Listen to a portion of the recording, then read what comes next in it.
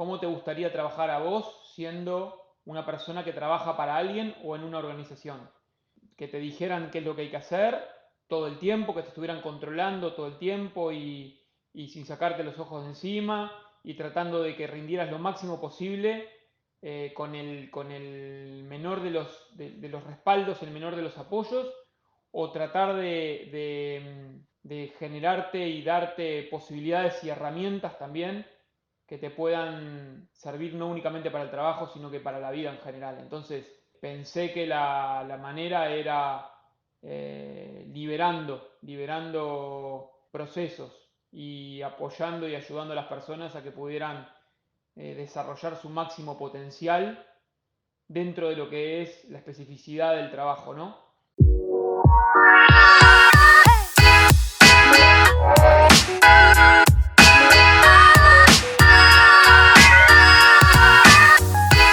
Mi invitado el día de hoy es Sebastián Figuerón. Él es fundador de Verde Agua Hidroponía, es una organización agrícola. En el 2011 iniciaron las prácticas de autogestión con el estilo NER. Es una organización que tiene triple impacto y tiene una certificación B. Nuestro conversar el día de hoy con Sebastián, hablamos sobre cómo llevar la relación con los inversionistas y un estilo de autogestión. También conversamos sobre la visión y la estrategia de cómo sutilmente deberíamos de llevar la organización sin tener una intención de por nuestra propia cuenta. Bienvenido, Sebastián, ¿cómo estás? Bien, Pancho, muchísimas gracias. Muchas gracias por invitarme nuevamente a la sesión, porque habíamos tenido una sesión fallida la vez anterior, pero muy agradecido porque si la miro en retrospectiva han pasado varias cosas desde esa grabación hasta el día de hoy y gracias a Dios no somos los mismos. Sí, efectivamente, fíjate que tuvimos nuestra grabación fallida y después de mi COVID, que estuve ausente un par de semanas, pero afortunadamente aquí estoy, que estuve inclusive ausente de algunas semanas sin subir algunos episodios, pues estoy muy contento de tenerte y muchas gracias por aceptar nuevamente y estoy muy feliz. Yo también, yo también. Muchísimas gracias a ti por invitarme y estoy más que complacido de verte por partida doble, porque hacía tiempo que no te veía y además que te estoy viendo sonriente y sano, repuesto. Así es. Gracias por la invitación. Sí, bien. Sebastián, nos gustaría que nos compartas de qué es tu giro en la empresa, cuántos colaboradores tienes, dónde están ubicados. Bien, bueno, mi nombre es Sebastián Figuerón, yo tengo 44 años, tengo una formación en horticultura bastante variada y de bastante trayectoria, una formación técnica y una formación, o sea, una formación curricular y una formación ambiental, por así decirlo, porque nací en la capital de la República Oriental del Uruguay, en Montevideo, pero dentro de su cinturón verde, que es donde se ubica la producción hortícola nacional. Y bueno, estoy acá desde mis inicios, desde que tengo uso de memoria. Y bueno, cuando tenía unos 22, 23 años, al haber terminado mi estudio, empecé con un proyecto de hidroponía y de cultivo de lechuga en lo que refiere al sistema hidropónico, que en ese momento, siendo el año 99, 2000, era un cultivo bastante novedoso para lo que era la situación de la horticultura nacional, ¿no? Salía de lo convencional. Antes que nada, como ya les dije, yo estoy en Uruguay y para tus oyentes, para tu audiencia, es importante que me disculpen por mi idioma, porque tenemos un idioma muy vulgar, por así decirlo. A mí me avergüenza bastante cuando escuchamos a la gente del resto de América con su delicadeza, su manera agradable de utilizar el idioma español y bueno, esto es lo que soy, por así decirlo. Entonces, como te contaba, eh, empecé a incursionar en el tema hidroponía en esa fecha y en esos años. Y bueno, con muy poquitos metros cuadrados, con una producción muy tímida y siempre apuntando a que la hidroponía sacara a la lechuga, que era el producto que hacíamos en ese momento, de la estacionalidad. Te comentaba hoy que Uruguay tiene 4 estaciones muy marcadas, en donde no tenemos fríos extremos ni calores extremos, pero sí tenemos una mínima de por debajo del 0 grado, a veces 2-3 grados bajo cero en el invierno, con una temperatura media invernal de los 10 grados, una temperatura máxima en invierno de 15, y tenemos veranos con una temperatura mínima de 16, 17 grados y máximas de 35. Entonces, es difícil establecer una producción hortícola bastante lineal en un clima tan variado. Pero bueno, ahí entendí que la hidroponía me podría ayudar en ese sentido y a la vez también entendí que estando en una zona rural y en una zona netamente de producción frutícola, podíamos dar empleo a la gente que formara parte de los establecimientos frutales, de los establecimientos de producción frutal, que no tuviera lugar. Y ese era el caso, por ejemplo, de las mujeres que no tienen mucho lugar, salvo en la zafra, en todo lo que es la producción frutal, ¿no? Porque por una barrera cultural, las mujeres no operan maquinaria pesada, es raro ver una mujer manejando un tractor, es raro ver una mujer manejando un camión. Aquí esa limitante cultural está muy instalada. Se están viendo tímidamente cómo empiezan a aparecer mujeres conduciendo buses, pero muy tímido. Y bueno, empezamos a ver que existía ese capital humano que no estaba aprovechado y que estaba a disposición también, porque hay barreras en la zona, hay barreras al empleo que están determinadas por la accesibilidad a lo que es el centro de la capital, ¿no? Y hay barreras en los medios de transporte, hay poca locomoción, por ser una zona poco habitada hay poca frecuencia.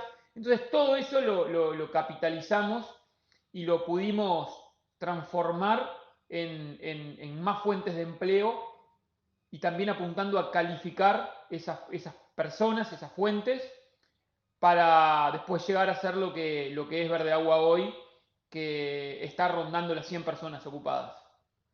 Bien, excelente. Y me gusta esta parte de lo agrícola porque me identifico bastante contigo, porque nuestra organización también se dedica a esta parte también agrícola, genética, nosotros que hacemos algo de genética de papayas. Y, y en este sentido, en estos 10, el episodio número 18, me gusta conversar con una persona que se dedica a la parte agrícola y que está autogestionada. Entonces me gustaría empezar, para ti, ¿qué es la autogestión? La autogestión es un poder. La autogestión es un poder que usualmente, desde mi manera de ver, es un descubrimiento que la persona puede hacer a través de que alguien se lo otorga. Y eso funciona, como todas las herramientas, por medio de un proceso en donde quien otorga ese poder de la autogestión, y estoy hablando del trabajo más que nada, ¿no? Le entrega a través de una palabra y a través de acciones capacidades. Entonces, ahí entiendo que las personas que se ven abordadas por la autogestión, que se encuentran con eso, empiezan a descubrir en sí mismas las posibilidades de poder tomar decisiones que afecten positiva o negativamente a lo que es un sistema. Y en nuestro caso particularmente, que lo aplicamos mucho, lo trabajamos a través de los equipos, ¿no? Equipos autogestionados. Porque la autogestión también se trata de conjuntos, no únicamente de individualidades. Entonces, la individualidad viene, en mi manera de ver, relacionada al individuo, a lo que no se puede dividir, ¿no? El individuo indiviso. Y también hay autogestión de equipos en donde ese equipo toma la categoría de organismo y empieza a funcionar interdisciplinariamente y a interactuar y logra también una cierta interdependencia a la vez, ¿no? Sebastián, ¿dónde nace la autogestión para ti? En la organización pienso que nace desde el liderazgo, ¿no? Desde la dirección, pero desde la dirección en la acción, no desde la dirección en la planificación del objetivo, la meta, ¿no? O sea, nace, la raíz está así en quien lidera la organización. Es decir, nosotros en la organización hoy por hoy tenemos inversores que no nos exigen tener sistemas de autogestión, pero en mi caso, que soy quien dirige la operativa, le pongo la impronta de autogestión. Es lo que me gusta que la organización tenga. Entonces, nace desde ahí, de rama, por así decirlo, ¿no? Y no es un mandato ni de los estatutos, ni de la dirección, ni de la dirección, no la dirección ejecutiva, ni de la dirección del board. Es una manera de trabajar, una manera de una impronta personal del líder de la operación, del líder de la compañía, que impone eso o lo expresa a través de su propio actuar. Y eso está muy vinculado también a la capacidad de delegar, ¿no? De delegar en otorgar el poder, ese poder de autogestión a personas y de dejar también que sean y únicamente supervisar y avanzar sobre el reporte también. Sebastián, esta parte de que tienes inversores y donde tú dices que eres el líder, ¿cómo lograste alinear y que no haya este conflicto de intereses o de desconfianza con los inversionistas? ¿Esto se logra a través de que elegiste a los perfiles inversionistas o es que fuiste muy transparente y claro para decir, señores, esto va a ser así? ¿Y cuál ha sido este aprendizaje con ellos? Pancho, es una gran pregunta. Es una gran pregunta. Hay perfiles de inversionistas para todo tipo de empresas.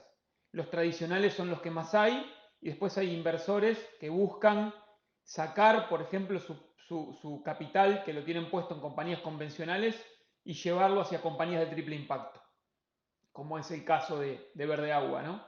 Una compañía que está enfocada en su resultado económico porque es una empresa que a la vez está velando por los intereses medioambientales y por los intereses comunitarios. Y en cuanto a lo comunitario, referente a la comunidad, es la que nosotros mismos podemos crear aquí dentro de la compañía, ¿no? Gente de la zona que convive en un espacio delimitado, en un ámbito donde ellos se sienten a gusto viviendo y que no se lo damos nosotros, obviamente nacieron aquí o se han mudado aquí o están viviendo aquí, y que la empresa trata de ponerles a ellos una impronta colectiva, ¿no? No solamente en las acciones que toman dentro de la empresa, sino cómo pueden trasladar eso a su casa y eso a su vecindad también.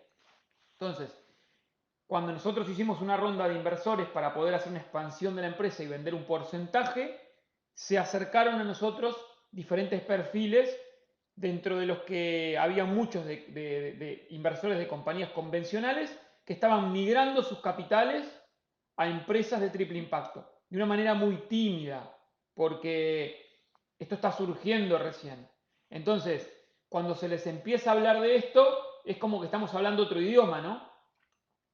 Y al final de cuentas, como todo inversor y como todos, lo que buscan es un resultado económico. Es como lo del libro La Meta. Y la meta es hacer dinero. El asunto es cómo transitamos el proceso desde que arrancamos hasta que hacemos el dinero.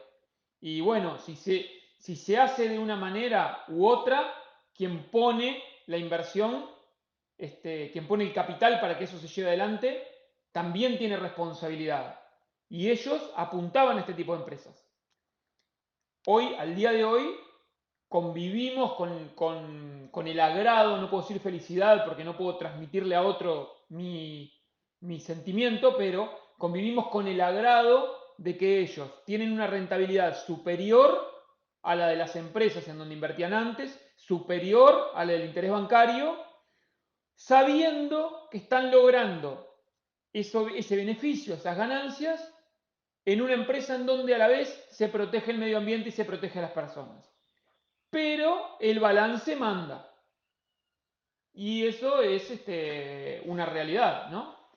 Entonces, en cierta forma, en mi rol hoy dentro de la empresa, en donde soy el presidente del directorio, a la vez soy un inversor y a la vez soy el director ejecutivo de la empresa, tengo que velar por los intereses de todos, del interés de los inversores para que tengan rédito, del interés del directorio para que la empresa siga viviendo de la manera en cómo vive y del interés de los empleados, porque también soy un empleado de la empresa como director ejecutivo, y de las personas que forman parte de la organización. Y eso, más allá de complicarme, me convierte en un usuario con diferentes capacidades y con diferentes posibilidades y me desafía todos los días, me interpela a entender cuál es la mejor manera para convivir en este tipo y en este grado de organización al que hemos alcanzado hoy, ¿no?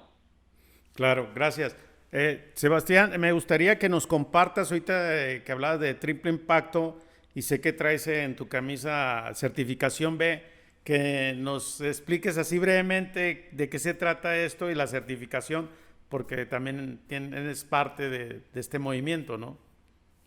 Soy parte del movimiento B, que es un movimiento global. Sistema B es una organización internacional que se dedica a certificar empresas que tienen procedimientos acordes a las necesidades del mundo de hoy. Es decir, como empresas necesitan ganar dinero y eso está validado. De la forma en que lo hacen es como Sistema B lo mide.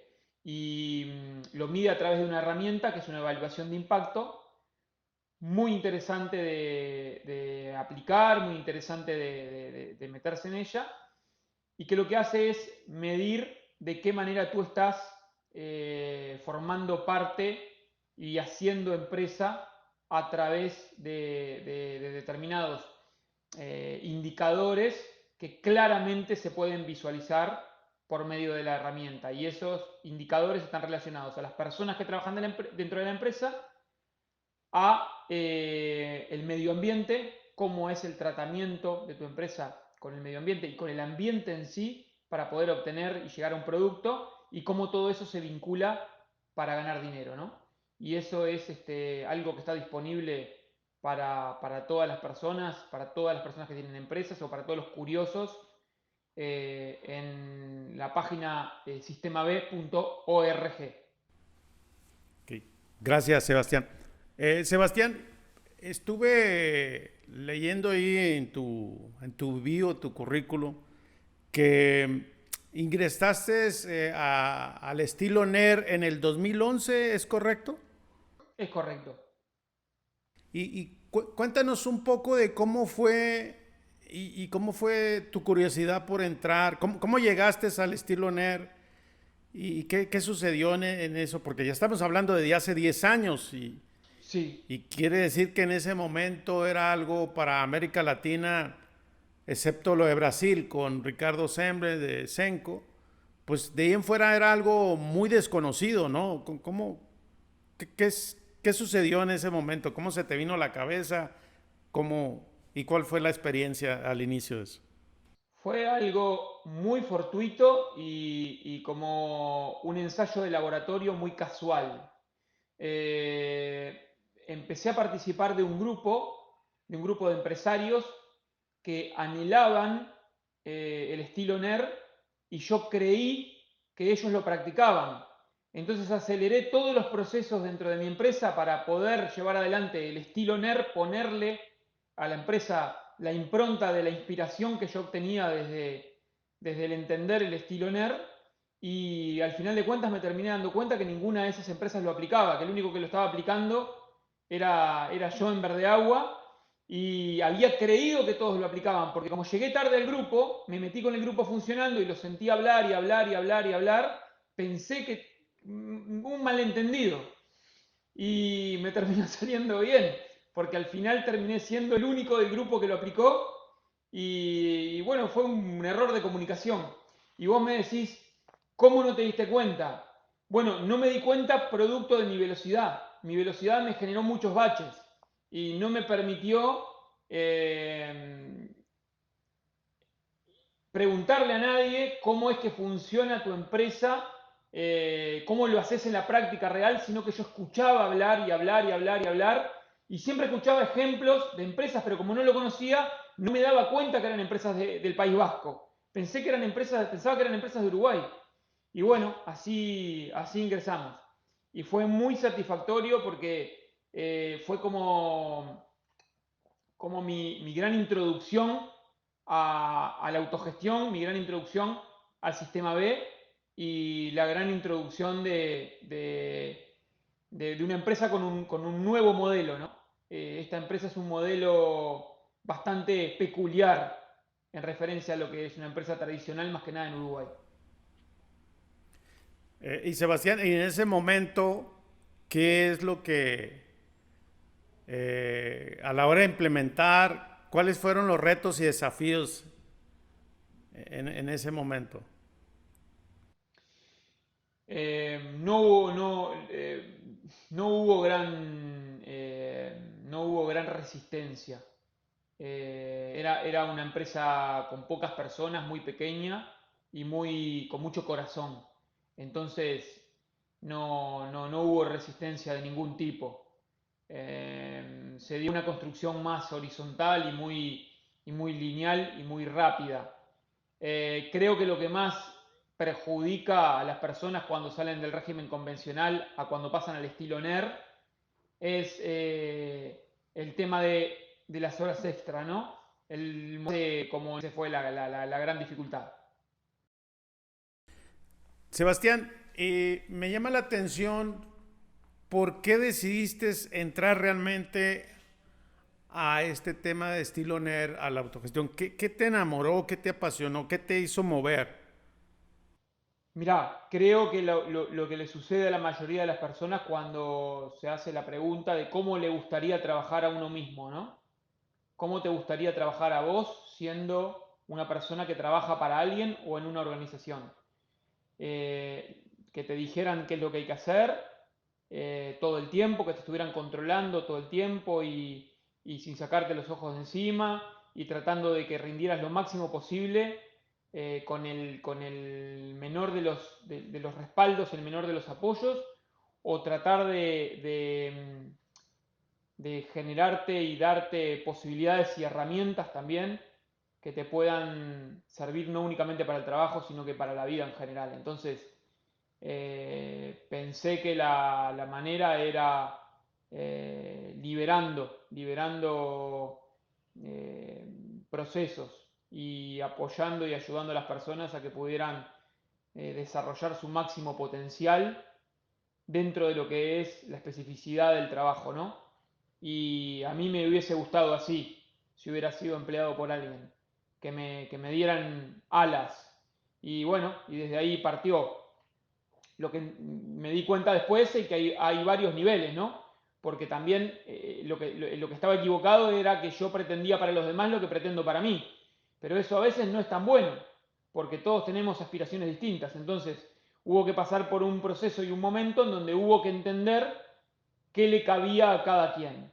Y bueno, eso hoy, por ejemplo, en nuestro caso, requiere de una persona que se ocupe dentro de la empresa de atender las necesidades de, del general, del colectivo general, ¿no? Y de atender las necesidades atendibles, no las vereidades, ¿no? Las necesidades atendibles, cuestiones básicas que estén cubiertas.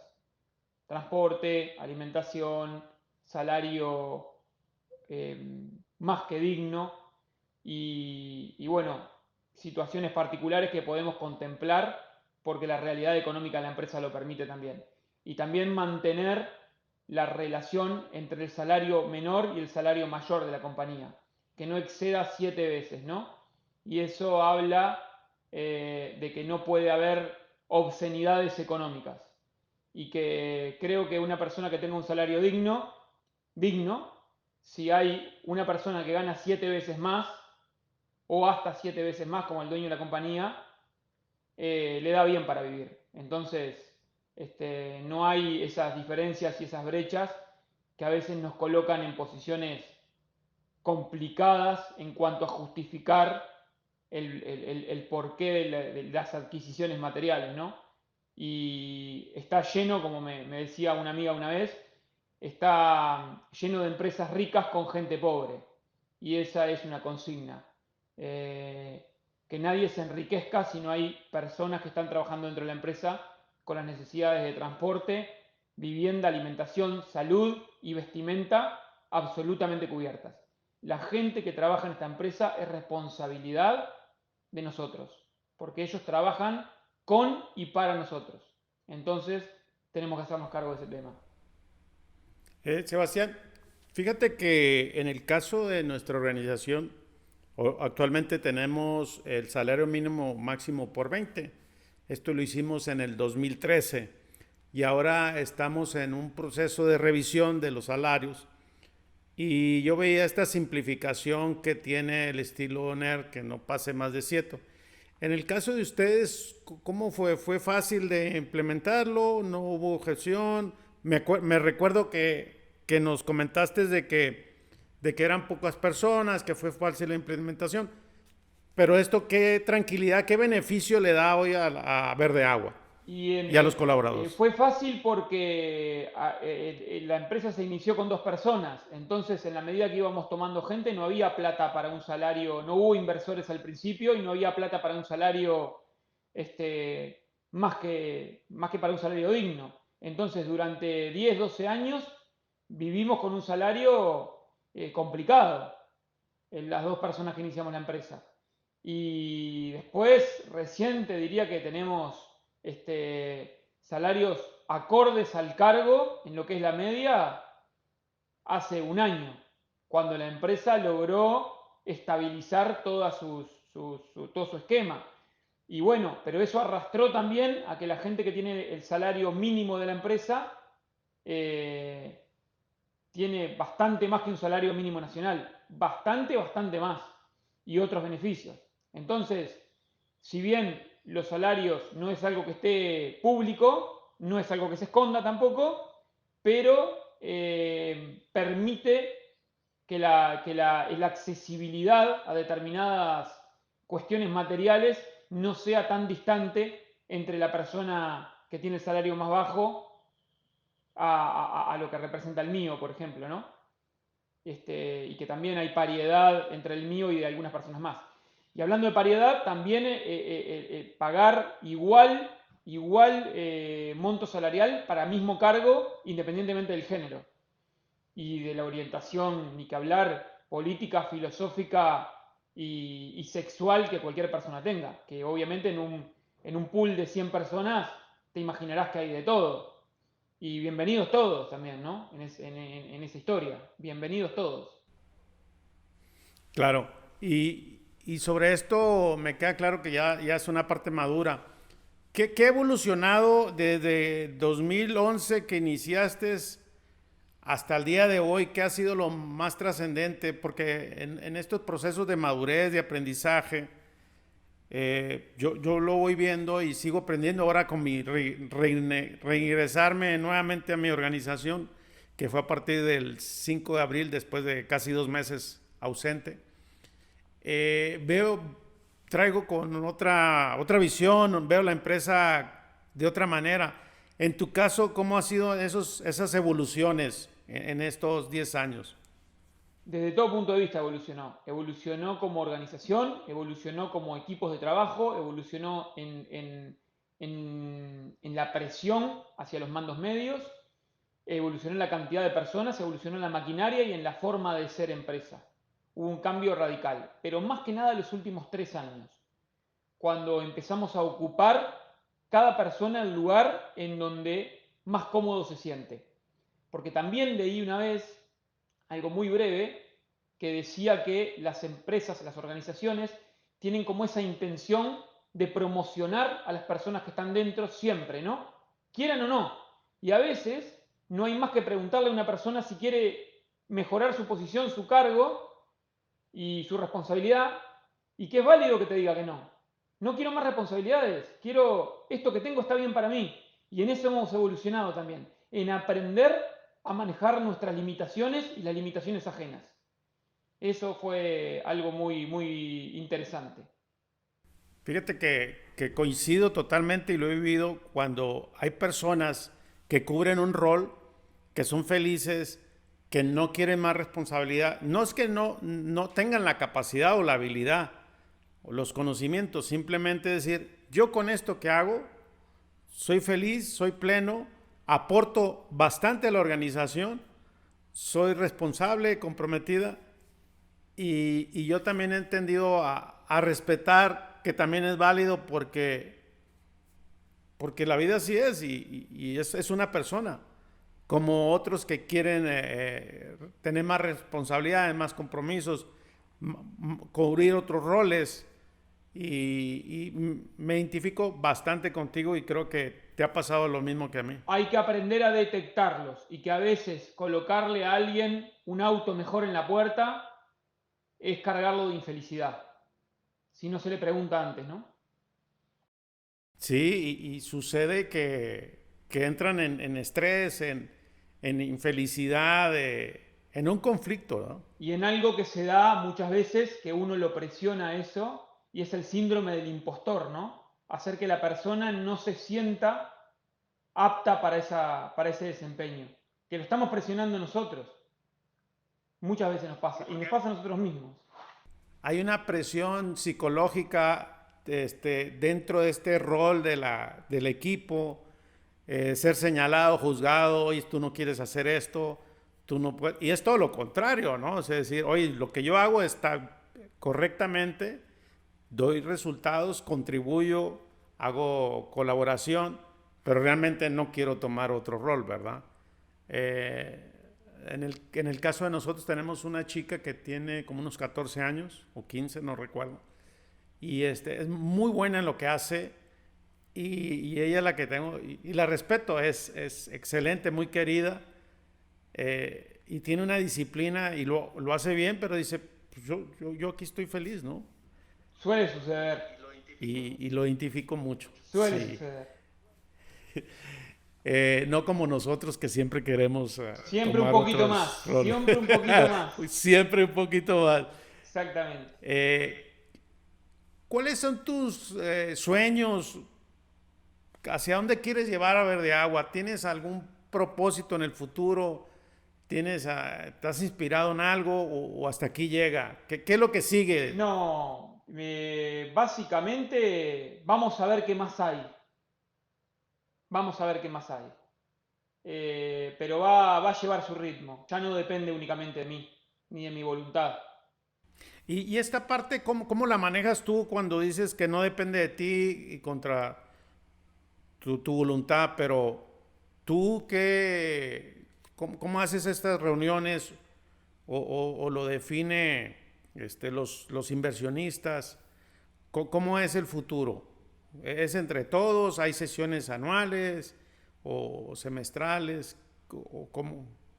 Hay sesiones anuales, pero está muy marcado por mi intención y por lo que puedo leer del equipo de trabajo. Y como te digo, es sin ansiedad, con prisa, pero no depende únicamente de mí. Y más que nada sin presión y con tranquilidad, ¿no? Con mucho análisis y con mucha perspectiva también. y sin arriesgar demasiado. Ya hemos arriesgado mucho y nos ha ido bien, entonces no conviene tentar mucho mala suerte, ¿no? Oye, fíjate que me gustaría aprender esto, cómo lo haces tú, porque yo estoy en esta transición y que realmente me enseñes cómo lo debería hacer, porque me estás hablando de con una intención, no presionar, no depende de ti.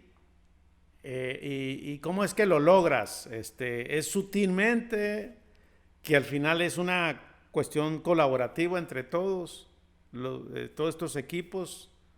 ¿Cómo lo logras sin decir que tenemos que ir para allá?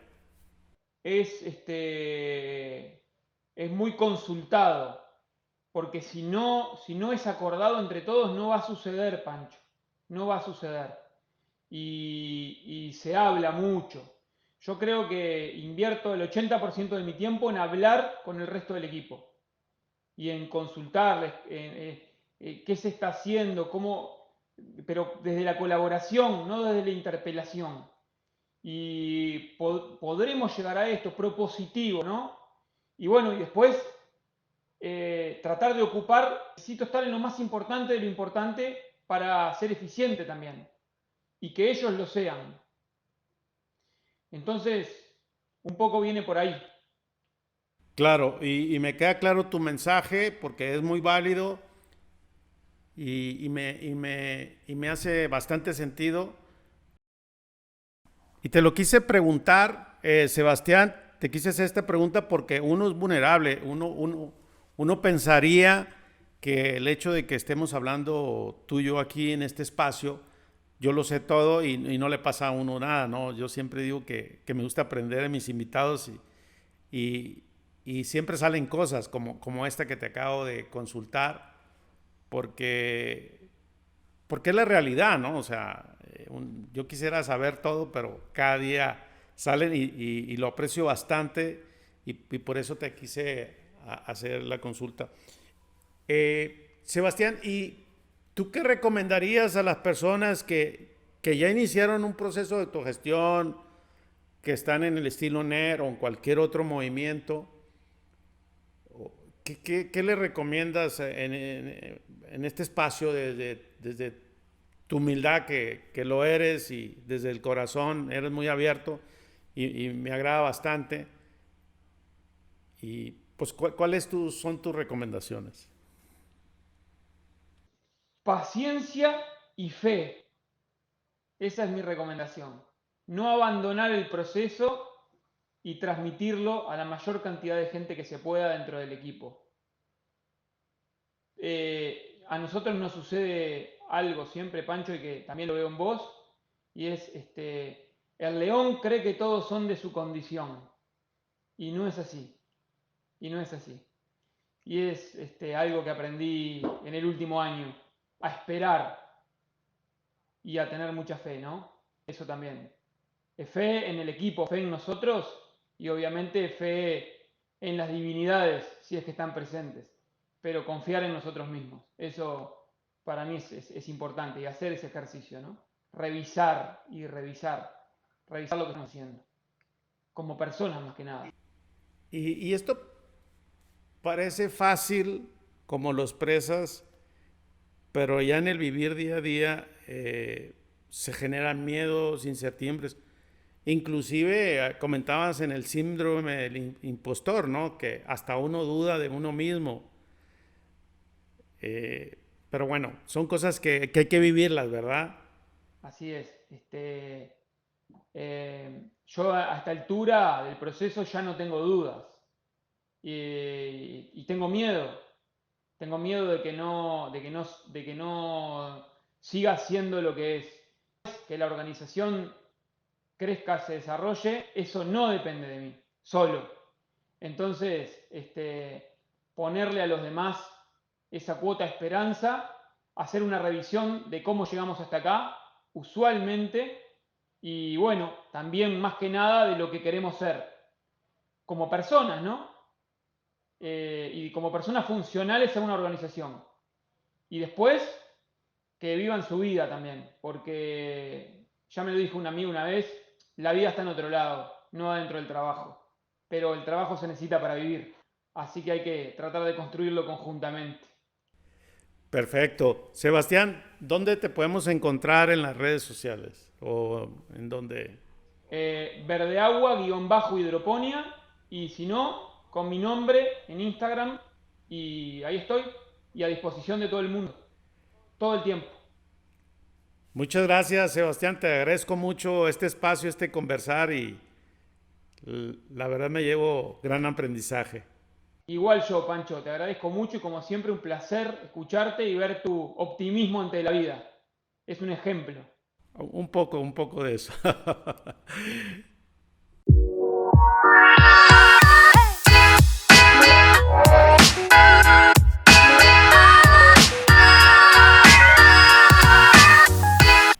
Mi aprendizaje el día de hoy fue muy claro.